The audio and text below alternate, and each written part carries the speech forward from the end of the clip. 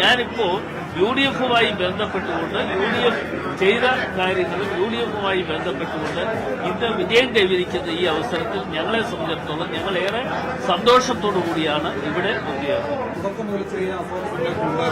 ലീഗിന്റെ ശക്തി കുറഞ്ഞെങ്കിൽ പോലും കൃത്യമായിട്ടുള്ള ലീഡ് ഉയർത്താൻ UDF-ന് കഴിഞ്ഞത് ലീഗ് നല്ല രീതിയിൽ തന്നെ സഹകരിക്കുന്നത് എടുത്തുവേണ്ട കാര്യമാണ്. അത് സംശയമില്ലാത്ത കാര്യമാണല്ലോ. ഞാനത് തന്നെ പറഞ്ഞു, UDF-മായി സഹകരിച്ചുകൊണ്ട് എല്ലാ ഘടകകക്ഷികളും അതിന്റെ നേതാക്കന്മാരും ഒരേ മനസ്സോടുകൂടി പ്രവർത്തിച്ചതിന്റെ അടിസ്ഥാനത്തിലാണ് നിലമ്പൂരിൽ ഇത്രമാത്രം വലിയ വിജയം കൈവരിക്കാൻ കഴിഞ്ഞത്. ബിജെപിയുടെ വോട്ടുകൾ വ്യാപകമായി UDF-ലേക്ക് വന്നുവെന്ന് സ്ഥാനാർത്ഥി തന്നെ പറയുന്ന ഒരു സാഹചര്യങ്ങളാണ്. അപ്പോൾ അതുകൂടിയാണ് ബിജെപിയിലേക്ക് നയിച്ചത്. ഞങ്ങളെ സംബന്ധിച്ചിടത്തോളം അങ്ങനെ BJP-യുടെ വോട്ടൊന്നും ഞങ്ങൾ അങ്ങനെ പ്രതീക്ഷിച്ചിട്ടില്ല. അത്തരത്തിൽ ഞങ്ങൾ വോട്ട് പിടിക്കാൻ വേണ്ടി ശ്രമം നടത്തിയിട്ടുണ്ട്. ഇതിപ്പോൾ ഈ വർഗീയതയുമായി ബന്ധപ്പെട്ടുള്ള ചില ആരോപണങ്ങളൊക്കെ ഉയർന്നു വന്നിരുന്നു. ഹിന്ദു മഹാസഭയടക്കം അല്ലെങ്കിൽ സമാജത്തിൽ അങ്ങനെയൊക്കെ അടക്കം ഇതുമായി ബന്ധപ്പെട്ട് ഉയർന്നു വന്നതാണ്. അതിനുള്ള മറുപടി എന്താണ്?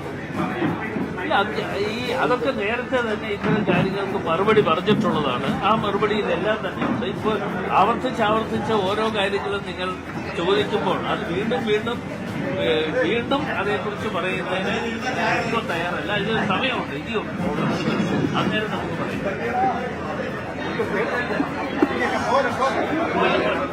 UDF കൺവീനറായി അടൂർ പ്രകാശ് ചുമതലയേറ്റ ശേഷമുള്ള ആദ്യ തെരഞ്ഞെടുപ്പായിരുന്നു. മറ്റൊരു പ്രധാനപ്പെട്ട കാര്യം, പുതിയ KPC അധ്യക്ഷന്റെ ഉരകല്ല് കൂടിയായിരുന്നു. VD സതീശൻ നേതൃത്വം നൽകിയെങ്കിലും ഈ രണ്ട് പ്രമുഖ നേതാക്കൾക്കും ഒരു പരീക്ഷാശാല കൂടിയായിരുന്നു നിലമ്പൂർ. അവിടെ അവർ വിജയം കണ്ടിരിക്കുന്നു.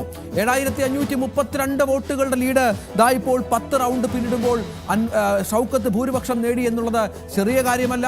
അൻവറിന് ഞെട്ടിയിട്ടുണ്ട് എങ്കിൽ പോലും 7532 എന്നുള്ള ഒരു കംഫർട്ടബിൾ മെജോറിറ്റിയിലേക്ക് ഇപ്പോൾ ആരാണ് ഷൗക്കത്ത് എത്തിയിരിക്കുന്നു. UDF-ന് സന്തോഷിക്കാം, കോൺഗ്രസിന് സന്തോഷിക്കാം, ലീഗിന് സന്തോഷിക്കാം, സതീഷ് സന്തോഷിക്കാം, ഒപ്പം PV അൻവറിനും 10,000-ന് മുകളിൽ വോട്ട് നേടി കേരള രാഷ്ട്രീയത്തിൽ നിലമ്പൂരിൽ തന്റെ സാന്നിധ്യം ഉറപ്പിച്ചിരിക്കുകയാണ് PV അൻവർ. താൻ ഒറ്റയ്ക്കല്ല, കഴിഞ്ഞ 2 തെരഞ്ഞെടുപ്പുകളിലും LDF-ന്റെ സഹായം മാത്രമല്ല, ജയത്തിന് പിന്നിൽ തന്റെ വോട്ട് കൂടി ചേർന്നുള്ള ഒരു വിജയമാണ് സംഭവിച്ചിരിക്കുന്നത് എന്ന് വളരെ വ്യക്തമായി തന്നെ അൻവർ പറയുന്നു.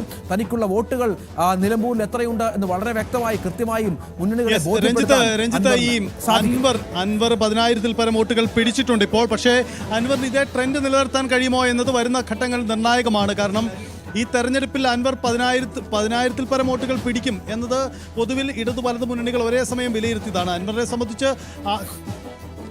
സംബന്ധിച്ച് ആഘോഷിക്കാൻ ഒരു കാരണം കൂടിയാണ് ഉണ്ടായിരിക്കുന്നത്. എന്തായാലും